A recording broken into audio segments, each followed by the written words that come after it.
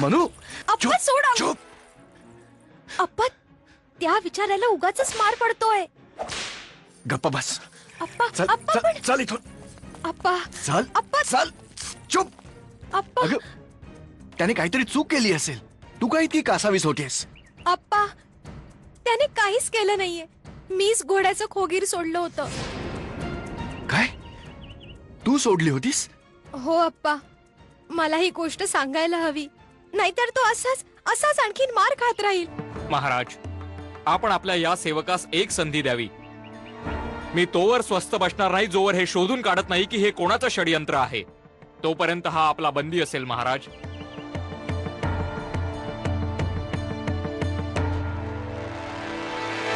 अरे देवा, अगं असं का केलंस तू?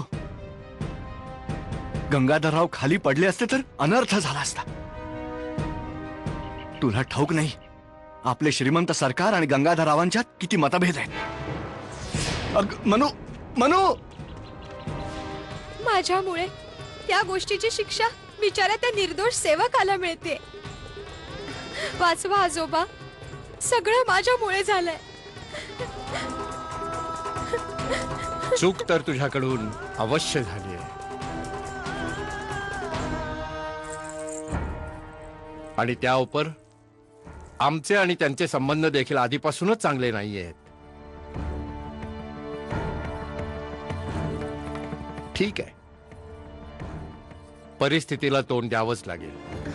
प्रातःकाळी जे काही घडलं ते का खोडकर मुलीच्या खोडकरपणाशिवाय आणखी काहीही नव्हतं. पण त्यामुळे आमच्या महाराजांना इजा सुद्धा झाली असती. त्या मुलीचा तसा हेतू नव्हता महाराज, आणि म्हणून श्रीमंत पेशवा महाराज मनापासून क्षमा मागत आहेत. काय नव्हे त्या नटखट बालिकेचं?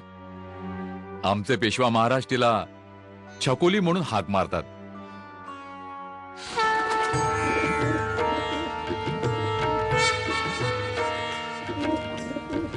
सावरिया,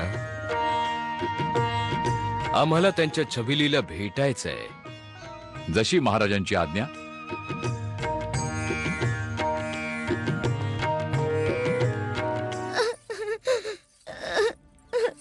काय रे तो दगड तुला लागला? आपण आम्हाला मारलं. आम्ही मुद्दामून नाही मारलं. तू माझ्या मित्राला मारलंस. आम्ही ह्याच्यावर नेम नव्हता धरला. जाऊ दे दादा, मुलगी आहे, आणि तसंही बेचकीने मारणं मुलींचं काम नाहीये. जे काम मुलं करू शकतात ते आम्ही मुली पण करू शकतो. असं तर मुली सगळं काही करू शकतात. हो, का नाही करू शकत? तर ठीक आहे, आज संध्याकाळी आम्ही कबड्डी खेळतोय. आम्हाला हरवून तर दाखवा. हो, स्वीकारलं. चला. चल प्राची.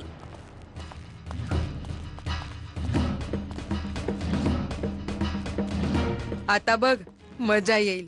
आपण ही कबड्डी चिखलात खेळूया, मग ह्यांचे चेहरे बघण्यासारखे होतील.